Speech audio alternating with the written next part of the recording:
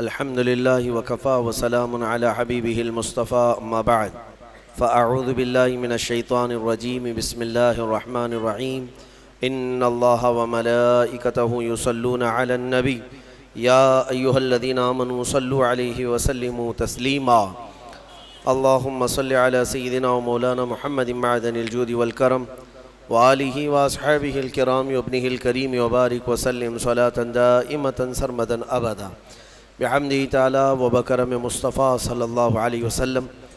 آج کی شب میں قرآن عظیم کے 26 پارے مکمل ہو گئے۔ اللہ عز و جل بقیہ قرآن کے حصے کو صحیح تجوید سے پڑھنے اور آپ سب کو صحیح سماعت کرنے کی توفیق عطا فرمائے۔ میرے عزیزو، آج قرآن عظیم کی صورتوں میں سے سورۃ الاحقاف، سورہ محمد، سورہ فتح، سورہ حجرات اور سورہ قاف اور سورہ زاریات، اتنی صورتیں آج ہم نے تلاوت کی ہیں۔ سورہ زاریات کا کچھ حصہ، اس میں شروع میں جو سورۃ الاحقاف ہے اور اس کے بعد سورہ محمد ہے، میرے آقا صلی اللہ تعالیٰ علیہ وسلم کے نام پاک سے پوری سورہ آئی ہے اور آپ کا ذکر پاک بھی اس سورہ میں آیا ہے۔ اور اس کے بعد جو اہم بات ہے وہ سورہ فتح کی۔ اللہ تبارک و تعالیٰ نے اس میں بشارت دی اپنے حبیب پاک صلی اللہ علیہ وسلم کو، اِنَّا فَتَحْنَا لَكَ فَتْحًا مُبِينًا، بے شک ہم نے آپ کو روشن فتح عطا کی۔ یہ کب کی بات ہے؟ کس فتح کی بات کی جا رہی ہے؟ یہ فتح مکہ کی بات ہے۔ حالانکہ 1 سال پہلے حضور پاک صلی اللہ تعالیٰ علیہ وسلم عمرہ کے لیے آئے، لیکن مکہ کے کفار و مشرکین نے آپ کو عمرہ کرنے سے روک دیا، مکہ میں اندر آنے نہیں دیا۔ 35 کلومیٹر دور ہی رسول پاک صلی اللہ تعالیٰ علیہ وسلم اور ان کے ساتھ تقریباً 1400 صحابہ تھے، سب کا راستہ روک لیا۔ یہ سن 6 ہجری کی بات تھی۔ یہ حدیبیہ کے مقام پر حضور صلی اللہ تعالیٰ علیہ وسلم کو روک دیا گیا۔ پھر اس کے بعد ایگریمنٹ ہوا، صلح ہوئی دونوں فریقین کے بیچ، مکہ والوں کے اور حضور پاک صلی اللہ علیہ وسلم کے۔ میں نے اس سے قبل بھی یہ صلح حدیبیہ کی بات آپ تک پہنچائی ہے اور میں نے شاید تفسیر میں بھی اس کو عرض کیا ہے۔ اس میں ایگریمنٹ میں یہ تھا کہ آپ اس سال عمرہ نہیں کریں گے اور احرام یہیں سے اتار کر کے واپس جائیں گے۔ بہت ساری اس میں شقیں تھی ایگریمنٹ میں جو لکھی گئی تھیں صلح نامے پر، وہ یہ تھی کہ مکہ سے اگر کوئی مدینے بھاگ کر کے آئے تو آپ اسے واپس ہمارے حوالے کریں گے، لیکن مدینے سے کوئی آیا ہمارے پاس تو ہم اس کو واپس نہیں کریں گے۔ یہ سب زور زبردستی والی شقیں تھی اور سب پر رسول کریم صلی اللہ تعالیٰ علیہ وسلم کو وہ صلح نامے پر دستخط کروا رہے تھے۔ ہو گئی صلح۔ نبی پاک صلی اللہ تعالیٰ علیہ وسلم کے صحابہ جو ہے کشمکش میں تھے کہ ایسے ان کفار و مشرکین سے دب کے کیوں صلح کی جا رہی ہے؟ کیا ہماری طاقت نہیں؟ جب ہم 313 تھے تب ان کے پرخچے اڑا دیے، آج ہم 1400 کی تعداد میں اور قریب آئے ہیں، ان کی اینٹ سے اینٹ بجا دیں گے، ان کے دانت کھٹے کر دیں گے۔ صحابہ میں جوش تھا لیکن منع تھا کہ جنگ کی غرض سے آئے نہیں تھے۔ تو جب رسول پاک صلی اللہ تعالیٰ علیہ وسلم واپس جانے لگے مدینہ طیبہ، میرے عزیزوں یہ 6 ہجری کی بات ہے، اللہ تبارک و تعالیٰ نے اپنے حبیب پاک صلی اللہ علیہ وسلم پر یہ سورہ اتاری، سورہ فتح۔ اے محبوب، ہم نے آپ کو روشن فتح عطا فرمائی، جبکہ بظاہر وہاں کیا لگ رہا تھا؟ صلح، دب کر کے صلح ہوئی، عمرہ کرنے نہیں دیے، مکہ جانے نہیں دیے، بیچ راستے سے واپس بھیج دیے، اور قرآن کہہ رہا ہے محبوب ہم نے آپ کو روشن فتح عطا کی۔ یہ کون سی فتح ہے؟ وہی 1 سال بعد ہونے والی فتح کی بشارت پہلے ہی میرے رب نے رسول کو عطا فرمائی تھی۔ 1 سال نہیں گزرا تھا، 7ویں ہجری، پھر میرے آقا صلی اللہ تعالیٰ علیہ وسلم تشریف لائے۔ اللہ تعالیٰ نے اسی سورہ میں فرمایا لَتَدْخُلُنَّ الْمَسْجِدَ الْحَرَامَ إِنْ شَاءَ اللَّهُ آمِنِينَ مُحَلِّقِينَ رُؤُوسَكُمْ وَمُقَصِّرِينَ لَا تَخَافُونَ۔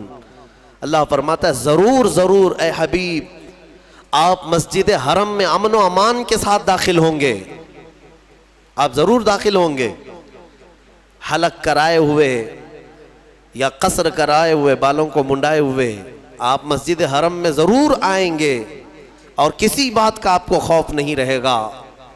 یہ پہلے ہی اللہ تبارک و تعالیٰ نے فرمایا، جبکہ حالات کیسے تھے؟ کفار مکہ تنے ہوئے تھے، کوئی قریب آنے نہیں دیتا، لیکن میرے مولا نے وعدہ فرمایا کہ ضرور آپ مسجد حرم میں داخل ہوں گے امن و امان کے ساتھ، اور اللہ نے اپنا وعدہ سچ کر دکھایا۔ 1 سال میں ہی نبی مکرم صلی اللہ تعالیٰ علیہ وسلم اپنے صحابہ کے ساتھ پھر مسجد حرم میں داخل ہوئے۔ اس شان سے آئے کہ نہ جنگ و جدال نہ قتل و قتال، صرف نبی اکرم صلی اللہ تعالیٰ علیہ وسلم کی ہی مکہ میں دھوم تھی، بات چل رہی تھی، اور صحابہ اس دن بڑی خوشیوں میں تھے۔ اور میرے عزیزوں، وہ دن بھی کون سا تھا؟ 20 رمضان المبارک کا تھا۔ رمضان کی 20 تاریخ کو مکہ مکرمہ کی فتح کا وہ عظیم دن ہے۔ تو اس سورہ فتح میں اللہ تعالیٰ نے اپنے حبیب پاک صلی اللہ تعالیٰ علیہ وسلم کو پہلے ہی خبر فرما دی۔ اس میں ایک بیعت کا بھی ذکر آیا ہے اس سورہ میں۔ اللہ تعالیٰ فرماتا ہے لَقَدْ رَضِيَ اللَّهُ عَنِ الْمُؤْمِنِينَ إِذْ يُبَايِعُونَكَ تَحْتَ الشَّجَرَةِ۔ ہوا کیا تھا؟ ایک درخت کے نیچے حضور پاک صلی اللہ علیہ وسلم نے سارے صحابہ سے بیعت لیا۔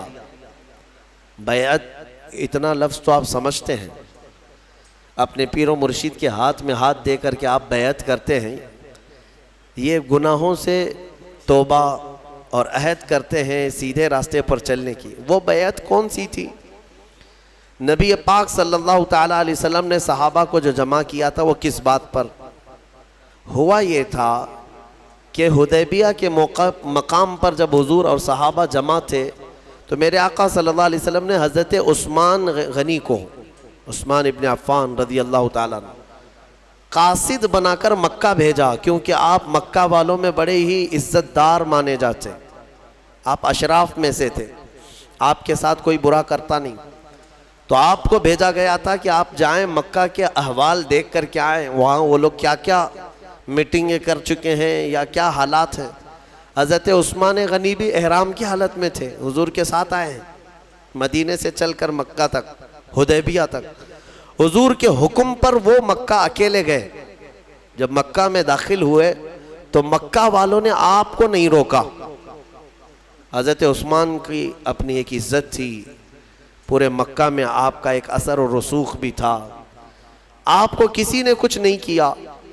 آپ حالات دیکھنے کے لیے مکہ گئے، حرم شریف کے قریب گئے تو وہاں کے جو بڑے بڑے سردار تھے قریش کے اور جو دشمن تھے، ان سبوں نے کہا عثمان ہم تمہاری بڑی عزت کرتے ہیں پہلے سے بھی، اب تم آئے ہو احرام کی حالت میں تو ہم صرف تمہیں اجازت دیتے ہیں تم اپنا طواف کر لو اور چلے جاؤ، تم کعبے کا طواف کر لو اور چلے جاؤ۔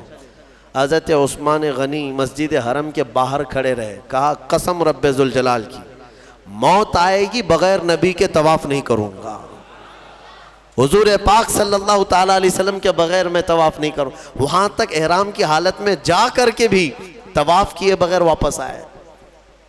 ابھی ہوا یہ کہ ان کی بحث چل رہی تھی مکہ والوں کے ساتھ، کسی نے یہ افواہ اڑا دی، افواہ اڑائی کہ عثمان ابن عفان کا قتل ہو گیا۔ تو یہاں پر صحابہ کرام میں بھی یہ بات پھیل گئی، کیونکہ قاصد کو، ترجمان کو، ایمبیسیڈر کو مارنا بہت بڑا جرم پہلے بھی تھا آج بھی ہے، قاصد کو نہیں مارا جا سکتا۔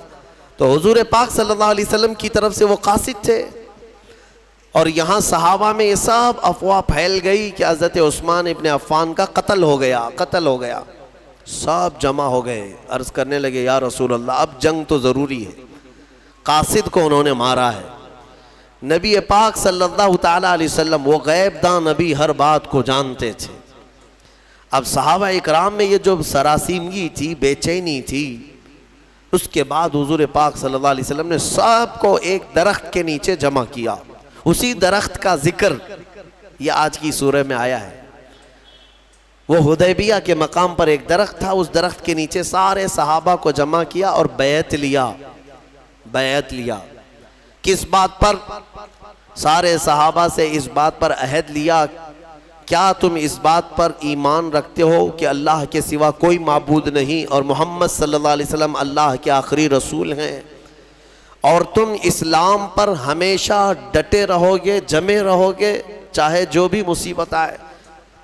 ان تمام باتوں پر صحابہ کرام نے وہاں پر حضور کے ہاتھ میں ہاتھ دے کر کے بیعت کیا۔ وہ پوری بیعت کو بیعت رضوان کہتے ہیں۔ بیعت رضوان کیوں؟ رضوان کا مطلب ہوتا ہے رضامندی والی چیز، جس چیز سے راضی ہو جائے اس کو رضوان۔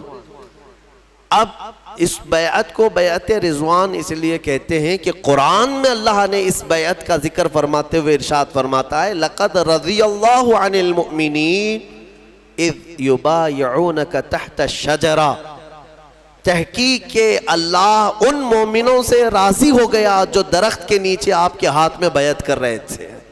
ان صحابہ سے اللہ راضی ہے۔ تو بیعت رضوان میں جتنے صحابہ تھے ان کی سند آ گئی قرآن میں کہ اللہ ان سے راضی ہے، اللہ ان سب سے راضی۔ یہ بیعت رضوان کہلاتی۔ اب یہاں پر ایک بات اور بھی بتا دیتا ہوں۔ حضور پاک صلی اللہ تعالیٰ علیہ وسلم نے سارے صحابہ سے بیعت تو لیا، عثمان غنی نہیں تھے وہاں پر، وہ مکہ میں تھے۔ اب یہاں افواہ تو اڑی تھی کہ عثمان ابن عفان کا کیا ہوا ہے؟ قتل ہو گیا ہے، قتل ہو گیا ہے۔ لیکن سارے صحابہ جب بیعت سے فارغ ہوئے تو سنو میرے آقا صلی اللہ علیہ وسلم کیا فرماتے ہیں، ارشاد فرماتے ہیں یہ میرا ہاتھ، اور اپنا بایاں ہاتھ نکال کر فرماتے ہیں یہ عثمان کا ہاتھ، اور عثمان کی طرف سے میں خود اپنے ہاتھ پر بیعت کرتا ہوں۔ اس کا مطلب یہ ہے کہ وہ غیب داں رسول پاک صلی اللہ تعالیٰ علیہ وسلم جانتے تھے کہ عثمان ابن عفان کا قتل نہیں ہوا، وہ عنقریب آنے والے۔ پھر صحابہ نے دیکھا کہ حضرت عثمان غنی صحیح سلامت احرام کی حالت میں واپس آئے۔ پھر اس کے بعد آنے کے بعد پھر انہوں نے حضرت عثمان غنی نے اپنا ہاتھ پھر حضور کے ہاتھ میں دے کر بیعت کیا۔ لیکن یہ فضیلت حضرت عثمان غنی کی ہے کہ حضور پاک صلی اللہ علیہ وسلم نے اپنے بائیں ہاتھ کو عثمان کا ہاتھ قرار دیا، عثمان ابن عفان کا ہاتھ قرار دیا۔ اور حضرت عثمان غنی رضی اللہ تعالیٰ عنہ کے متعلق یہ بات بھی ملتی ہے کہ آپ نے جب رسول کریم صلی اللہ علیہ وسلم کے ہاتھ میں ہاتھ دے کر کے بیعت کیا تو اس کے بعد وہ اپنے ہاتھ کی اتنی حفاظت کرتے تھے کہ پوری زندگی بھر حضرت عثمان غنی نے اس ہاتھ کو کبھی اپنی شرمگاہ کے قریب تک نہیں کیا۔ حالانکہ جائز ہے آدمی کے لیے استنجا حاجات کے لیے اپنے ہاتھوں کا استعمال کر سکتا ہے نہانے دھونے میں، لیکن حضرت عثمان غنی نے اس ہاتھ کو قریب نہیں کیا صرف اس لیے کہ یہ ہاتھ میں نے رسول اللہ کے ہاتھ میں دیا ہے۔ یہ ادب صحابہ سے ہی ملے گا تمہیں، یہ ادب جو ہے یہ صحابہ سے ہی ملے گا۔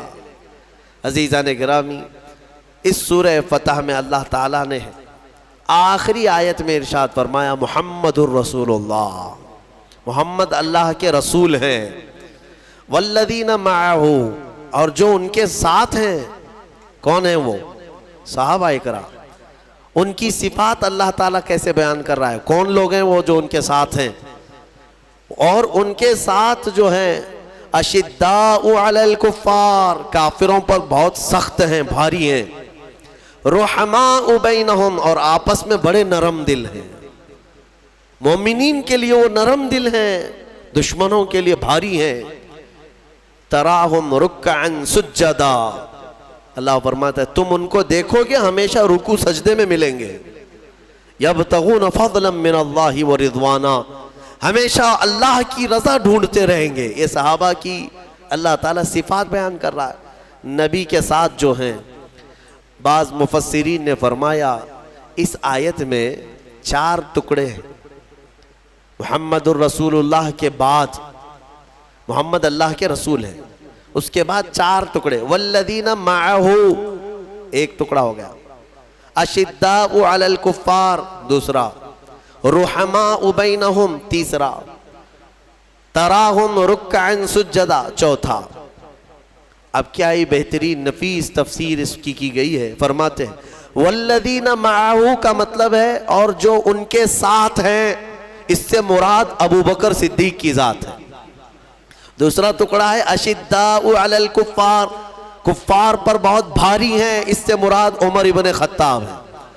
رحماء بینہم، آپس میں بڑے نرم دل ہیں، اس سے مراد عثمان ابن عفان ہے۔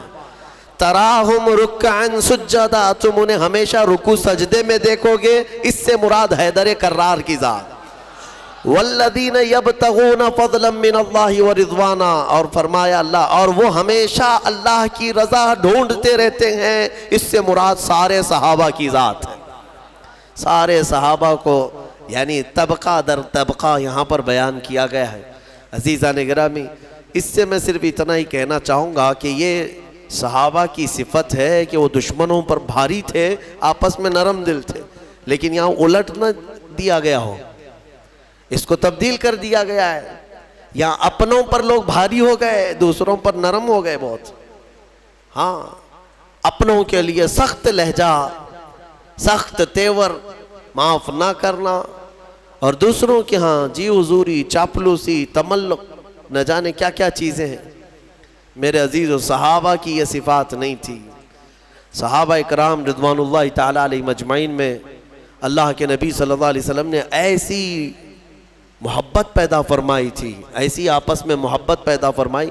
قرآن ان کی تعریف میں فرماتا ہے کہ بے شک یہ رسول پاک صلی اللہ تعالی علیہ وسلم کے صحابہ جب صف لگاتے ہیں، اللہ ان سے محبت کرتا ہے، جب یہ صف لگاتے ہیں تو ایسے کھڑے ہوتے ہیں جیسے سیسا پلائی ہوئی دیوار کھڑی ہے، کأنہم بنیان مرصوص۔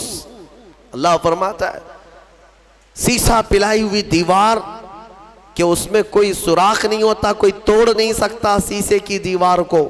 صحابہ اکرام کی صف کو اللہ فرماتا ہے ایسی مضبوط دیوار کی طرح ان کی صفیں ہوتی ہیں۔ ایسا اتحاد تھا ان کا، ایسی یونیٹی دیکھنے کو نہیں ملے گی۔ حضور پاک صلی اللہ تعالیٰ علیہ وسلم نے ان کے دلوں میں جو محبت قائم فرمائی تھی۔ اور میں آپ کو بتاؤں، حضرت بلال اور حضرت ابو ذر، ان دونوں میں تکرار ہوئی بات بات میں۔ حضرت ابو ذر نے حضرت بلال کو اتنا کہا کہ ایک کالی ماں کے بیٹے، کیونکہ کالے تھے حضرت بلال، تو کالی عورت کے بیٹے، اتنا کہا حضرت بلال کو۔ یہ بات گراں گزری، حضور کے پاس آئے، کہا یا رسول اللہ صلی اللہ علیہ وسلم، مجھے ابو ذر نے اس طرح سے کہا ہے، کالی عورت کے بیٹے۔ نبی پاک صلی اللہ علیہ وسلم نے ان کو بلایا، ابو ذر، اور بلا کر کے کیا فرماتے ہیں کہ یا ابا ذر افیک الجاہلیہ، ابھی تک تمہارے اندر زمانے جہالت کی چیزیں باقی ہیں، ابھی تک زمانے جہالت کی چیزیں باقی ہیں۔ 3 بار میرے آقا نے فرمایا۔ اس کے بعد حضور پاک صلی اللہ تعالیٰ علیہ وسلم اپنے جلال کا اظہار کر کے چلے گئے۔ بس حضرت ابو ذر پر اتنا اثر ہوا، کہتے ہیں یہ کہ تکرار میں بات ہو گئی، لیکن ان صحابہ کا معمول کیا تھا، فوراً اس کے بعد آئے، حضرت بلال کا ہاتھ پکڑتے ہیں، کہتے ہیں مجھ سے خطا ہوئی، بات چیت میں نے تم سے زیادتی کر دی، لہٰذا مجھے تم معاف کر دو، معاف کر دو۔ بار بار وہ حضرت بلال کو پکڑنے لگے، اور اس کے بعد کیا کہتے ہیں پتہ ہے، اے بلال، اب میری روح کو اس وقت تک قرار نہیں آئے گا جب تک تم اپنا یہی کالا پیر میرے چہرے پر نہ روند دو۔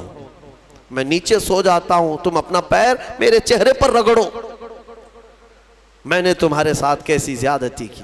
حضرت بلال نے ان کو اٹھا لیا، سینے سے لگا لیا، کہا پیر کیسے رکھا جا سکتا ہے؟ میرے عزیزو، یہ جو ان کی محبتیں تھیں نا، یہ معاشرے کی، یہ میرے آقا صلی اللہ تعالیٰ علیہ وسلم کا حسین معاشرہ۔ یہاں دوسروں کی بات تو چھوڑے، سگے گھر کے اندر نفرتوں کی دیواریں۔ جب مادہ پرست ہو جاتے ہیں لوگ، دنیا پرست ہو جاتے ہیں، تو یہ محبت ختم ہو جاتی ہے، اس کے سامنے صرف اور صرف اسباب دکھائی دیتے ہیں۔ مال والا ہے تو میرا ہے، نہیں ہے تو میرا نہیں ہے، مجھے وہ سلام کرتا ہے تو میرا ہے، نہیں ہے تو میرا نہیں ہے۔ ایمان کی اللہ کے حبیب صلی اللہ علیہ وسلم نے ایک صفت یہ بھی بیان فرمائی مومنین کی، مثل المؤمن کمثل جسد اذا اشتکى عضو تداعى له سائر الجسد بالسہر والحمى۔ حدیث پاک ہے، حضور صلی اللہ تعالیٰ علیہ وسلم فرماتے ہیں مومنوں کی مثال ایسے ہی ہے جیسے ایک جسم کی طرح، اگر ایک عضو کو تکلیف ہو گئی، جسم کے ایک پارٹ کو تکلیف ہو گئی تو پورا جسم درد کرتا ہے، بخار آ جاتا ہے. ارے ٹھوکر انگوٹھے پر لگ جائے سر درد کرنے لگ جاتا ہے، بخار آ جاتا ہے جسم میں. ایک رونگٹا بھی تمہارا اکھڑ گیا تو دیکھو، ایک پھنسی آ جائے تمہارے چہرے کے اوپر سر درد کرنے لگ جاتا ہے. تو جسم کے سارے پارٹ ایک دوسرے سے جڑے ہوئے ہیں. ٹھوکر پیر کی انگلی کو لگے لیکن درد پورے جسم میں ہوتا ہے. میرے آقا صلی اللہ علیہ وسلم نے فرمایا مومنوں کی مثال یہی ہے، ایک مومن کو تکلیف ہو تو سارے مومنوں کو اس کا درد ہونا چاہیے، بے قراری ہونا چاہیے. یہ ایسا نہیں ہے کہ جاتا ہے تو جائے کھڈے میں، میرا کیا جا رہا ہے، اپنے کیے کی سزا بھگت رہا ہے. نہیں میرے عزیزو، اس کو مودت نہیں کہتے، یہ تعاطف نہیں ہے مومنین کے درمیان، جس کو میرے آقا صلی اللہ تعالیٰ علیہ وسلم نے فرمایا کہ تم دوسرے مومنین کے لیے نرم گوشہ رکھو، اور اگر مدد نہیں کر سکتے تو اللہ کی بارگاہ میں ان کے لیے دعا کرو، اور اپنے دل میں نرمی رکھو. یہ صحابہ کی صفت تھی، رحماء بینہم، وہ آپس میں نرم دل تھے، آپس میں نرم دل تھے. ان کے جو اختلافات بھی نظر آئے وہ صرف اور صرف اللہ کی رضا کے لیے ہیں، اللہ کی رضا کے لیے. باقی اپنے نفس کے لیے کبھی ان لوگوں نے کوئی ایک دوسرے کے ساتھ معاملات نہیں کیے، نفس کے لیے کبھی نہیں کیا. صحابہ اکرام رضوان اللہ تعالیٰ علیہ مجمعین میں کچھ معاملات میں اگر اختلافات تھے، جو رائے کے اختلافات ہو سکتے ہیں، نظریاتی اختلافات جس کو کہتے ہیں، اجتہاد کی خطا کے اعتبار سے اختلافات ہوئے ہوں، لیکن ان کے درمیان آپس میں محبت بھی ایسی تھی کہ وہ اختلاف اس مسئلے کی حد تک رہتا تھا، باقی آپس کی ذاتی جو محبت ہوتی وہ بہت اعلیٰ پیمانے کی ہوتی. ام المومنین عائشہ صدیقہ رضی اللہ تعالیٰ عنہا حضرت علی کرم اللہ وجہہ الکریم کے ساتھ کچھ معاملات میں اختلافات ہوئے، لیکن حضرت عائشہ صدیقہ سے جب پوچھا جاتا کہ فقہ یعنی شریعت کو جاننے والوں میں آپ کی نظر میں کون ہے، ام المومنین فرماتی سارے صحابہ میں موجودہ میں علی سے زیادہ فقہ جاننے والا کسی کو نہیں سمجھتی. تعریف بھی وہی ہے. میرے عزیزو، یہ ایسا نہیں ہے کہ کسی کا دل لبھانے کے لیے، صحابہ اکرام وہ آپسی محبت کی ایسی دیوار تھے کہ انہیں کوئی گرا نہیں سکتا تھا، کوئی گرا نہیں سکتا تھا. رسول پاک صلی اللہ تعالیٰ علیہ وسلم نے وہ معاشرہ تشکیل دیا. میرے عزیزو، آج میں اس سے ریلیٹڈ ایک بات کہنا چاہوں گا. کسی مسئلے سے اختلاف ہو جائے تو اس مسئلے کی حد تک اس کو رکھا جائے، یہ نہیں کہ اس کے باپ دادا پر چڑھائی کی جائے. ہاں تو نے یہ مسئلہ جو غلط کیا ہے، ارے اس کا خاندان ہی ایسا تھا، اس کا باپ ایسا تھا، اس کا بھائی ایسا تھا، اور اس کے اخلاق ایسے ہیں، اس کے کردار، پوری کی پوری اس کے ذاتیات پر حملہ، اس کی ذاتیات پر ایسا حملہ کہ وہ مسئلہ تو دبا رہ گیا، تمہارا دل کا کوڑ باہر آ گیا، حسد نکل آیا. میں ایک مثال دیتا ہوں. حضرت علی مدینی، یہ امام بخاری کے استاد ہیں، شیخ علی مدینی، یہ بہت بڑے محدث ہیں. یہ اس زمانے کے ہیں جب امام احمد بن حنبل رضی اللہ تعالیٰ عنہ کا دور تھا، اور وہ بھی بڑے محدث. امام احمد بن حنبل وہ امام ہیں جن کو 5 لاکھ حدیثیں یاد تھیں، اور ایک طرف شیخ علی مدینی جو خود امام بخاری کے استاد ہیں، زبردست دونوں محدثین، لیکن کچھ مسائل میں دونوں میں اختلاف تھا. مسائل میں اختلاف ہر زمانے میں رہا ہے، لیکن کیسی شفافیت کے ساتھ. سنو میں بتاتا ہوں. امام احمد بن حنبل اپنے شاگردوں کو لیے بیٹھے پڑھا رہے تھے، اور درس چل رہا تھا. اسی دوران شیخ علی مدینی اپنے گھوڑے پر سوار ہو کر بہت جلال میں آئے. امام احمد بن حنبل کی درسگاہ کے باہر اپنا گھوڑا وہاں پر رکایا اور اتر گئے. اتر کر کے تیزی سے آئے. ان کے تیور بتا رہے تھے کہ آج لڑائی کی غرض سے آئے, آج تو کچھ بڑا ہی ہونے والا ہے. تو جیسے ہی وہ آئے, دروازہ کھولے, امام احمد بن حنبل کی درسگاہ میں اندر آ گئے سیدھے. ایک مسئلے میں دونوں کا بڑا اختلاف چل رہا تھا. کس کا؟ امام احمد بن حنبل, شیخ علی مدینی. ایک کہتے تھے یہ جائز ہے اور ایک کہتے تھے ناجائز ہے, جو بھی ان کے دلائل رہے ہوں. تو جیسے ہی وہ اندر آئے, امام احمد بن حنبل نے اپنے شاگردوں کو باہر بھیج دیا, تم سب باہر چلے جاؤ, ہماری بحث ہوگی. دروازہ بند ہو گیا اور دونوں میں بحث شروع ہوئی. بحث کے آداب بھی میں بتاؤں.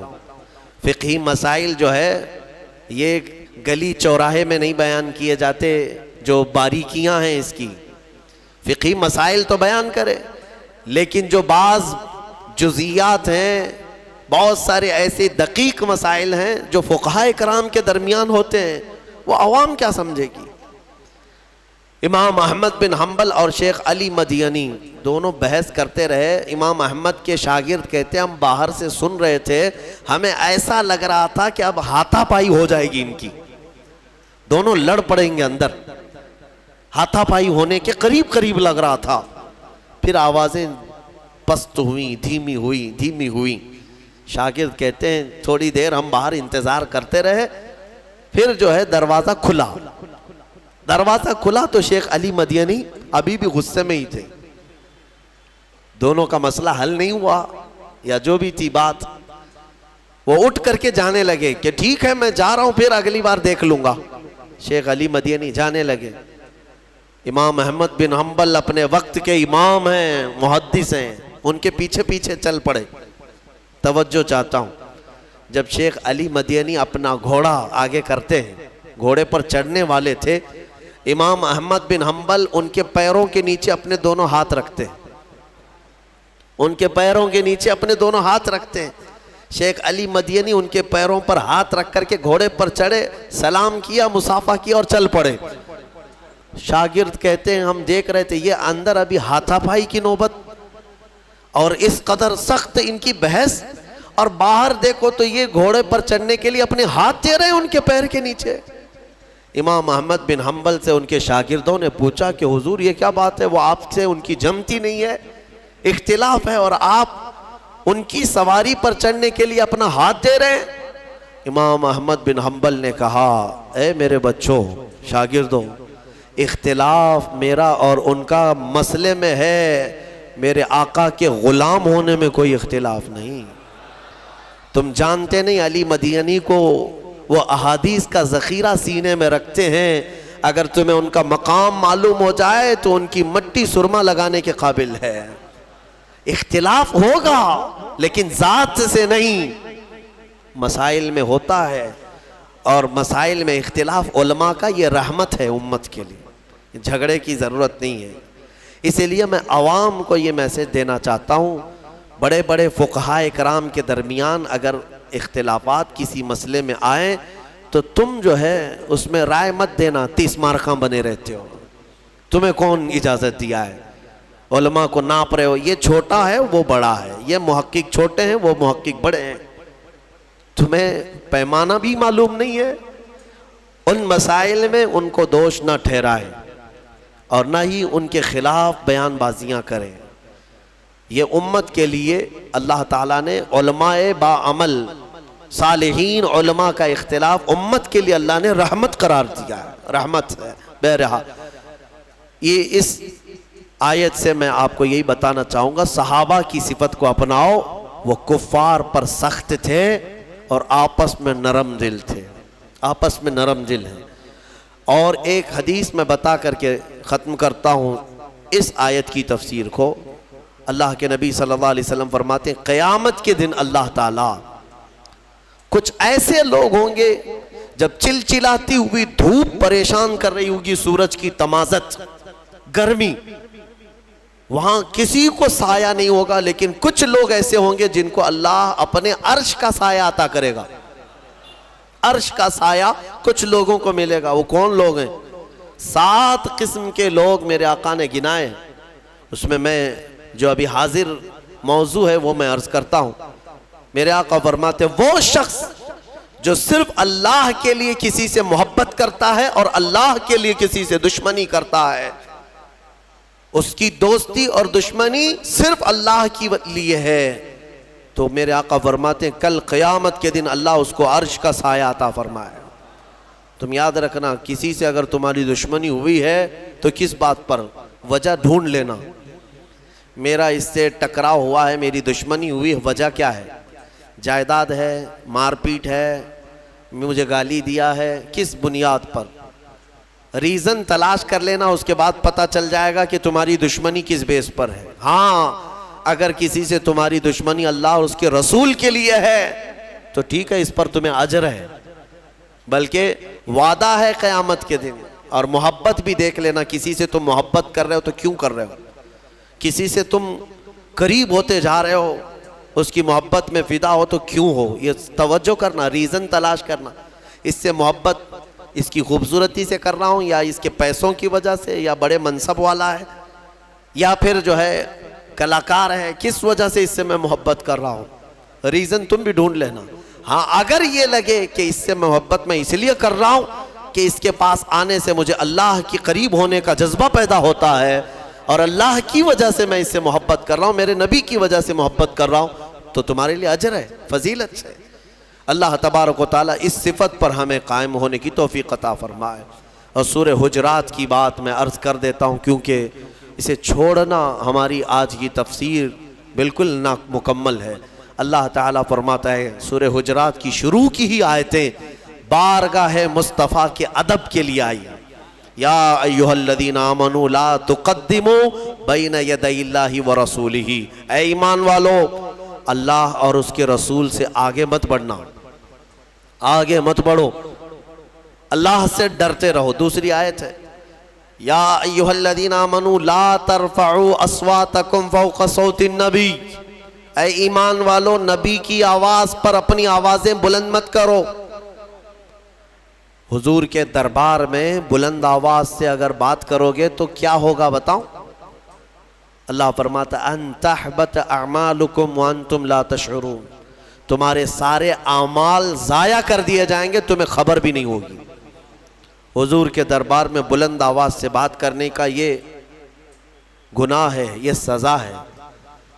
اور اللہ فرماتا ہے وَلَا تَجْهَرُوا لَهُ بِالْقَوْلِ كَجَهْرِ بَعْضِكُمْ لِبَعْضٍ، اور نبی کو ایسے مت پکارو جیسے آپس میں ایک دوسرے کو پکارتے ہو، جیسے ایک دوسرے کو پکارتے ہو، اے احمد، اے عبداللہ، اے خالد، یہ آپس میں پکارنے کے طریقے ہیں۔ اسی لیے فقہاء کرام نے فرمایا نبی کو کبھی یا محمد کہہ کر مت پکارو، آپس میں پکارنے کی طرح نہیں۔ جب بھی رسول کو پکارنا ہو یا حبیب اللہ، یا نبی اللہ، یا رسول اللہ، حضور کے القاب سے پکارو، نام سے ڈائریکٹ پکارنے کی ممانعت ہے۔ اعلیٰ حضرت رضی اللہ تعالیٰ عنہ نے فرمایا، میرے عزیزو یہ بارگاہ رسول کے آداب، یہ آیت کب اتری میں آپ کو بتا دیتا ہوں۔ ایک صحابی تھے حضرت قیس، کم سنتے تھے، کانوں سے اونچا سننا جس کو کہتے ہیں، کم سنائی دیتا تھا، اور جس کو کم سننے کی عادت ہوتی ہے وہ اونچا بولتا ہے، یعنی بہت زور سے بولتا ہے، اس کو پتہ نہیں ہوتا کہ آواز کتنی نکل رہی۔ کانوں میں ایئر فون لگائے ہوئے آدمی کو دیکھو کیسے بات کرتا ہے، اس کو ایسا لگتا ہے کہ میری بات سب سن نہیں رہے ہیں، اسی لیے چلاتا رہتا ہے۔ تو جس کے کانوں میں عذر ہو وہ زور سے بولتا ہے۔ تو حضرت قیس یہ صحابی مجلس میں بیٹھتے ہیں جب صحابہ کے ساتھ، حضور پاک صلی اللہ علیہ وسلم سے کوئی بات ان کو پوچھنا ہوتی تو زور سے پوچھتے، کیا کہا یا رسول اللہ آپ نے؟ حالانکہ وہ ان کا عذر تھا، مگر رب ذوالجلال کو یہ ادا بھی پسند نہیں آئی۔ عذر ہو تب بھی اللہ نے آیت نازل فرمائی، میرے نبی کے دربار میں آؤ تو بلند آواز سے بات مت کرو ورنہ تمہارے اعمال ضائع ہو جائیں گے۔ اس صحابی کو جب خبر ہوئی کہ یہ آیت ان کے ہی لیے اتری، بہت روئے، اپنے گھر میں مقید ہو گئے، مجلس میں آنا ہی چھوڑ دیے کہ میں جاؤں گا بے ادبی ہو جائے گی حضور پاک کے دربار کی، میرے سارے اعمال ضائع ہو گئے، سارے اعمال۔ پھر دوسری آیت نازل ہوئی، اللہ نے فرمایا ان الذین یغضون اصواتهم عند رسول اللہ، بے شک وہ لوگ جو اللہ کے رسول کے سامنے اپنی آوازیں پست کر لیتے ہیں، یعنی دھیمی کر لیتے ہیں، اللہ فرماتا ہے یہ وہ لوگ ہیں جن کے دلوں کو اللہ نے تقوی کے لیے چن لیا ہے۔ لہم مغفرۃ واجر عظیم، اللہ کی ان کے لیے مغفرت ہے اور اجر عظیم ہے، ان کی معافی کا پروانہ بھی آ گیا، ان کی توبہ کی قبولیت کی بشارت بھی آ گئی۔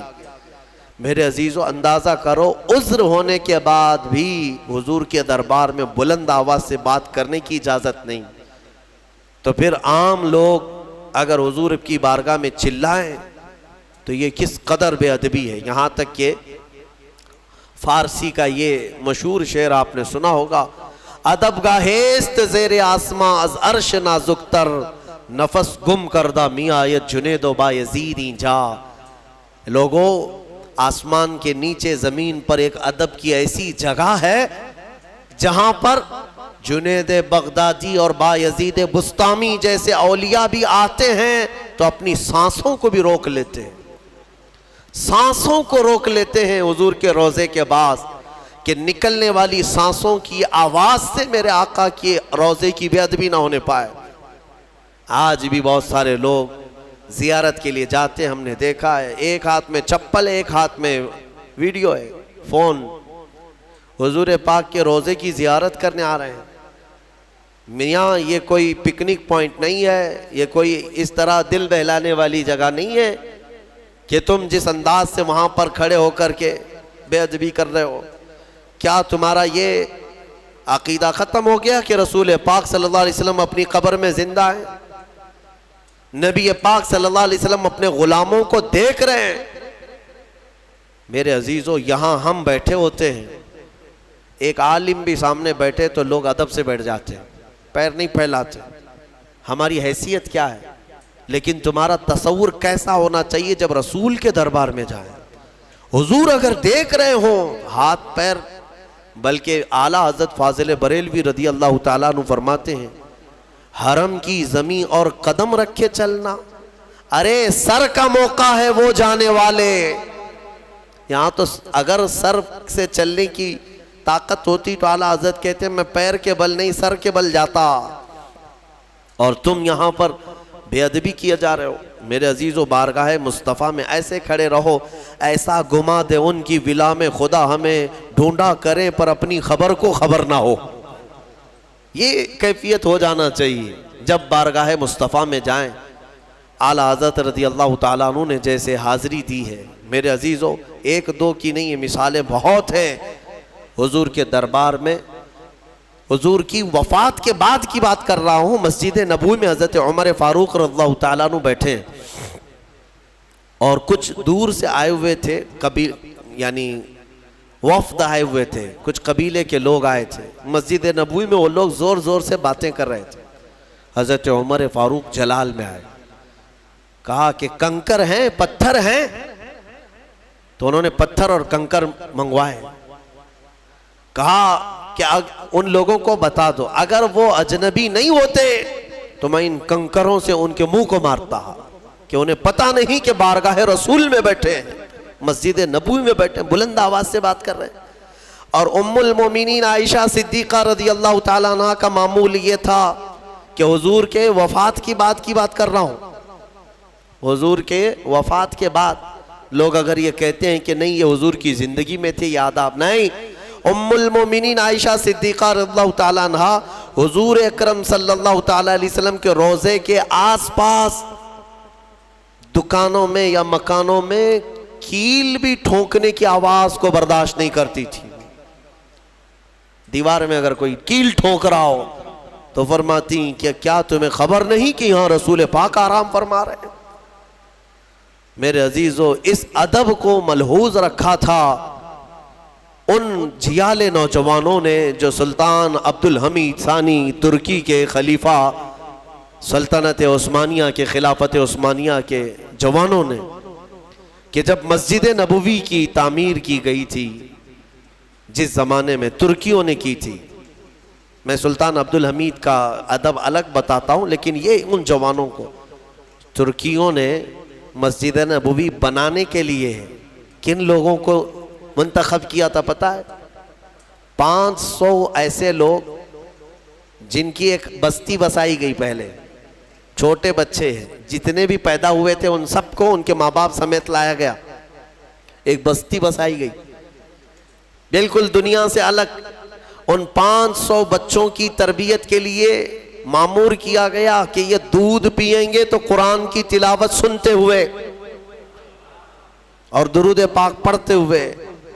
اس کے بعد جب وہ بچے بولنے کے قابل ہوئے ان کو حافظ قرآن بنایا گیا، ان کو محدث بنایا گیا، عالم بنایا گیا، اور سب کے سب حافظ قرآن بنے۔ اور پھر ان کو ایک ایک کاریگری سکھائی گئی، کسی کو دیوار بنانے کا، کسی کو بلڈنگ کے میٹیریل کی باریکیاں، کوئی پلمبر، کوئی الیکٹریشین، جو بھی رہے ہوں اس وقت کے حالات، سب کو ایک ایک فن سکھایا گیا۔ اور یہ 500 یہ معمار تھے، جب یہ جوانی کو پہنچے انہوں نے دنیا نہیں دیکھی تھی، یہ مکمل اسی بستی میں بڑھے اور صرف قرآن کی آواز سنتے تھے اور میرے مصطفیٰ پر درود بھیجتے تھے۔ ان کو لایا گیا مسجد نبوی بنانے کے لیے، حضور پاک کے روضے کے آس پاس کتنا اہتمام کیا ہوگا انہوں نے اور کتنا ماسٹر پلان۔ اور جب یہ نوجوان بنانے کے لیے آئے مسجد نبوی شریف کی تعمیر کے لیے، ہم نے سنا ہے میرے عزیزوں اتنے ادب سے یہ بناتے تھے کہ دیواروں کو جب پتھر لگاتے اور پتھر اگر چھوٹا پڑ گیا یا بڑا ہو گیا کاٹنے کی ضرورت پڑتی ہے۔ گونڈی لوگ، مستری لوگ جانتے ہیں، کھٹ کھٹ مارتے ہیں اور لگا دیتے ہیں، لیکن اگر 1 انچ بھی پتھر بڑا ہوتا تو اس کو کاٹنے کے لیے 12 کلومیٹر دور جاتے تھے، مدینے سے 12 کلومیٹر دور، وہاں جا کر کے پھر پتھر کو کاٹ کر کے پھر لاتے تھے۔ پتھروں کے کاٹنے کی، پھوڑنے کی بھی وہ آواز میرے مصطفیٰ کے روضے کے پاس نہیں کرتے تھے۔ اس شان سے انہوں نے حضور پاک کے روضے کے ارد گرد کی عمارتیں تعمیر کی ہیں۔ میرے عزیزو ادب، اور جو رسول کریم صلی اللہ تعالیٰ علیہ وسلم کی بارگاہ کی ادب میں ہلکا پن کیا، ذرا برابر بھی نقص، وہ ایمان سے ہاتھ دھو بیٹھا، ایمان اس کا چلا گیا۔ قرآن کہتا ہے لِتُؤْمِنُوا بِاللَّهِ وَرَسُولِهِ وَتُعَزِّرُوهُ وَتُوَقِّرُوهُ۔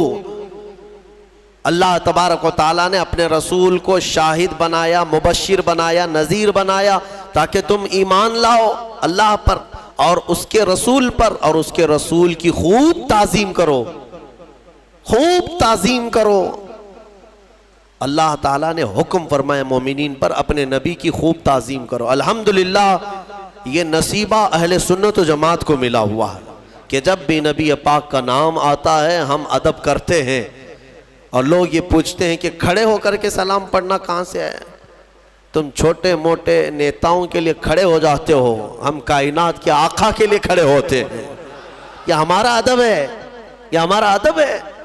نبی پاک صلی اللہ علیہ وسلم سلام بیٹھ کر کے بھی پڑھ سکتے ہو، سو کے بھی پڑھ سکتے ہو، سلام سب پہنچے گا حضور کو، لیکن دنیا جب یہ جانتی ہے کہ کھڑا ہونا ادب ہے تو ہم بارگاہ مصطفیٰ کا ادب بجا لاتے ہیں، ادب بجا لاتے ہیں۔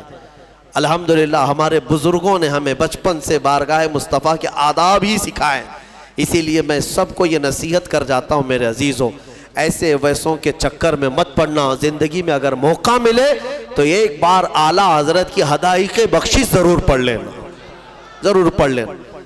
اعلیٰ حضرت کی حدائق بخشش پڑھو گے تو تمہارے اندر ادب کا جذبہ آئے گا، ادب کا جذبہ آئے گا۔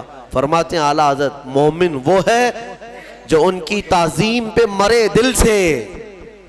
کیا خوب کہا ہے امام نے، ایک شعر میں لفظ سیم ہے، لفظ سیم ہے، آپ خود بھی سمجھ جائیں گے، توجہ میرے الفاظ پر توجہ۔ مومن وہ ہے جو ان کی تعظیم پہ مرے دل سے، یعنی دل سے وہ نچھاور ہو جائے حضور کی بارگاہ۔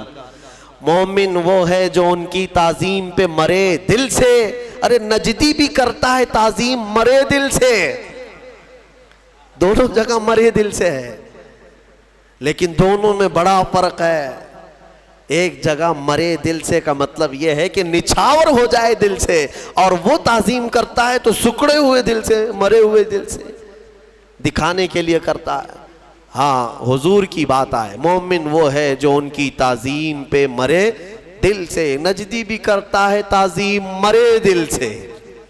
اللہ تعالیٰ ان مرے دلوں سے ہماری حفاظت فرمائے، اور اللہ ہمیں ان کی بارگاہ میں اپنا سب کچھ نچھاور کرنے کی توفیق عطا فرمائے۔ بارگاہ مصطفیٰ کا ادب بجا لاؤ میرے عزیزوں، اللہ تعالیٰ ہماری ان مجلسوں کو قبول فرمائے، اور رب قدیر بارگاہ مصطفیٰ کے ادب میں ہمیشہ زندگی عطا فرمائے۔ وآخر دعوانا الحمدللہ رب العالمین۔